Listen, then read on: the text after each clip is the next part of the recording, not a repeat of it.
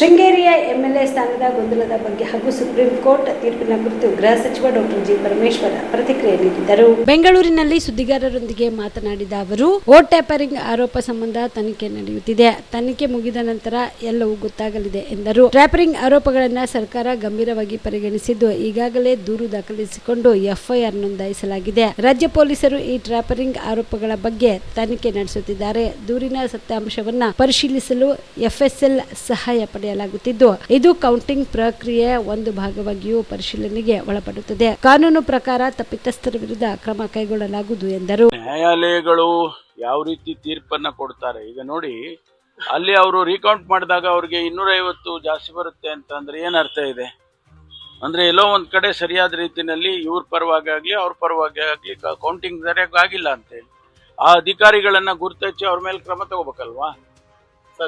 ಆಮೇಲೆ ಕೋರ್ಟಿಗೆ ಹೋಗಿದ್ದಾರೆ, ಅವರು ಸುಪ್ರೀಂ ಕೋರ್ಟಿಗೆ ಹೋಗಿದ್ದಾರೆ. ಸುಪ್ರೀಂ ಕೋರ್ಟ್ ನಲ್ಲಿ ಇವತ್ತು ಅವ್ರಿಗೆ ಕನ್ವಿನ್ಸ್ ಆಗಿದ್ದಾರೆ.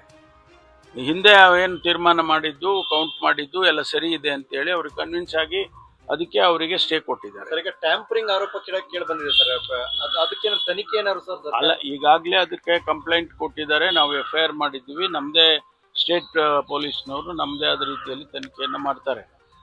ಅದು ಒಂದು ಭಾಗ. ಇದು ಕೌಂಟಿಂಗು ಮತ್ತೆ ಆ ಪ್ರಾಸೆಸ್ಸಿನ ಒಂದು ಭಾಗ. ಟ್ಯಾಂಪರ್ ಮಾಡಿರೋದು ಕಂಪ್ಲೇಂಟ್ ಕೊಟ್ಟಿರೋದನ್ನ ನಾವು ಅದನ್ನ FSL ನಲ್ಲಿ ಮತ್ತೊಂದರಲ್ಲಿ ಎಲ್ಲ ಚೆಕ್ ಮಾಡ್ತಾರೆ. ಕಾಲಾವಕಾಶ ಬೇಕು ಅನ್ನುವಂಥದ್ದು ಸರ್, ಸಿಬ್ಬಂದಿ ಕೊರತೆ ಈಗಲೇ ಸಾಕಷ್ಟು ವರ್ಷಗಳ ಮುಂದೂಡಿಕೆ ಆಗಿದೆ ಸರ್. ಇನ್ನು ಸರ್ಕಾರ ಅಲ್ಲ, ಆದಷ್ಟು ಬೇಗ ಚುನಾವಣೆ ಆಗಬೇಕು ಅಂತ ನಮ್ಮೆಲ್ಲರ ಅಭಿಲಾಷೆ ಕೂಡ.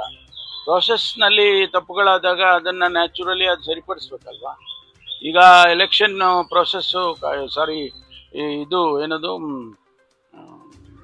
ನಮ್ಮ ಇದ್ರದ್ದು ರೀ,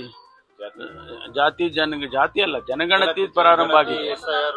ಜನಗಣತಿ ಪ್ರಾರಂಭ ಆಗಿರುವಂತ ಸಂದರ್ಭದಲ್ಲಿ ನೀವು ಚುನಾವಣೆ ಮಾಡಬೇಕು ಅಂದ್ರೆ ಅಧಿಕಾರಿಗಳನ್ನ ಒದಗಿಸ್ಬೇಕಲ್ಲ. ಅಷ್ಟೊಂದು ಸಂಖ್ಯೆಯಲ್ಲಿ ಅಧಿಕಾರಿಗಳನ್ನ ನೀವು ಕ್ರೋಢೀಕರಿಸೋದಕ್ಕೆ ಕಷ್ಟ ಆಗ್ಬೋದು ಅಂತೇಳಿ ಹೇಳಿದ್ದಾರೆ. ಅದನ್ನ ಹೊರತುಪಡಿಸಿ ಚುನಾವಣೆ ಮಾಡಬೇಕಾದದ್ದು ನಮ್ಮ ಧರ್ಮ, ಮಾಡಲೇಬೇಕು.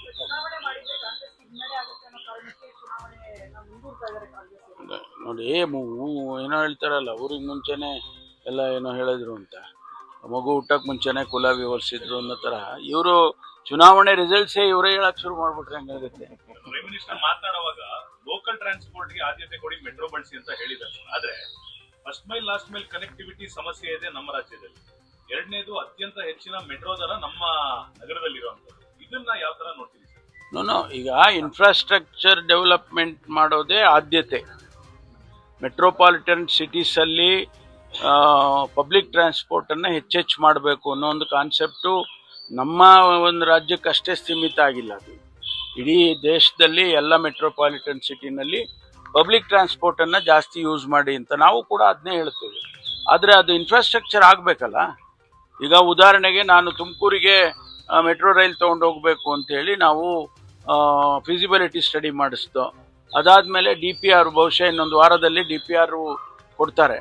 ಅದಾದಿ ಈಗ ನಿಮಗೆ 60-70 ಕಿಲೋಮೀಟರ್ ದೂರದಲ್ಲಿ ಮೆಟ್ರೋ ಕನೆಕ್ಟಿವಿಟಿ ಕೊಟ್ಟರೆ ಜನದ್ದು ಇಲ್ಲಿ ಈ ಬೆಂಗಳೂರಿನ ಮೇಲೆ ಒತ್ತಡ ಕಮ್ಮಿ ಆಗಲ್ವಾ?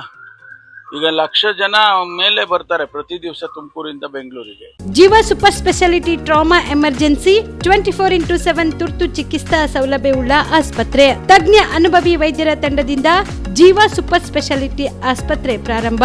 ಕಲಬುರಗಿ ಮೂಲದ ವೈದ್ಯರು ಬೆಂಗಳೂರು, ಹೈದರಾಬಾದ್, ಮುಂಬೈನಲ್ಲಿ ಕಾರ್ಯನಿರ್ವಹಿಸಿದ ತಜ್ಞ ವೈದ್ಯರ ತಂಡದಿಂದ ಇವಾಗ ಕಲಬುರಗಿಯ ಜೀವ ಸೂಪರ್ ಸ್ಪೆಷಾಲಿಟಿ ಆಸ್ಪತ್ರೆಯಲ್ಲಿ ಗುಣಮಟ್ಟದ ಚಿಕಿತ್ಸೆ. ಅನುಭವಿ ವೈದ್ಯರ ತಂಡದೊಂದಿಗೆ orthopedic, neuro surgery, general surgery, general medicine, urology, gastro surgery, obstetrics, pediatric, gynaecology, cardiology, neurology, dermatologist ಸೇರಿದಂತೆ OPD, IPD, ICU, NICU, ultrasound, 2D echo, laboratory, major OT ಸೌಲಭ್ಯದೊಂದಿಗೆ ಎಲ್ಲ ರೋಗಕ್ಕೂ ಒಂದೇ ಸೂರಿನಡಿ ರಿಯಾಯಿತಿ ದರದಲ್ಲಿ ಜೀವ ಸೂಪರ್ ಸ್ಪೆಷಾಲಿಟಿ ಆಸ್ಪತ್ರೆಯಲ್ಲಿ 24x7 ಎಮರ್ಜೆನ್ಸಿ ಚಿಕಿತ್ಸೆ ನೀಡಲಾಗುವುದು. ಹೆಚ್ಚಿನ ಮಾಹಿತಿಗಾಗಿ ಸಂಪರ್ಕಿಸಿ ಜೀವ ಸೂಪರ್ ಸ್ಪೆಷಾಲಿಟಿ ಆಸ್ಪತ್ರೆ, ನ್ಯೂ ಜೇವರ್ಗಿ ರಸ್ತೆ, Santosh colony, Kalaburagi. Mobile number 9380736005ಗೆ ಸಂಪರ್ಕಿಸಿ.